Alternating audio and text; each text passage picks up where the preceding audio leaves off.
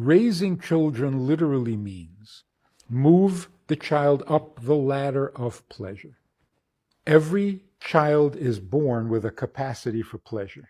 But in infancy, the only outlet or the only pleasure that they're familiar with is touch and taste. A baby needs to be held. A baby needs to be touched. Then a little later, taste. Everything goes into the mouth. Raising a child means introduce a better pleasure. What is the next step for a child? Music, rhythm, song. That's why we sing to children. Then the next step is introduce the pleasure of good character, of a brave kid, a kind kid. How do we do that? Stories. What is the pleasure? Why do kids love when you read to them? What do they want to hear? Something heroic, something beautiful, something noble. And the pleasure of a good story is greater than the pleasure of eating. But you got to move them. What comes after good character?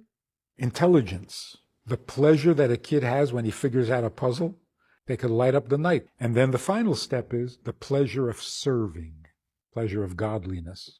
That's called raising children. Raising children doesn't mean policing them. That's not raising.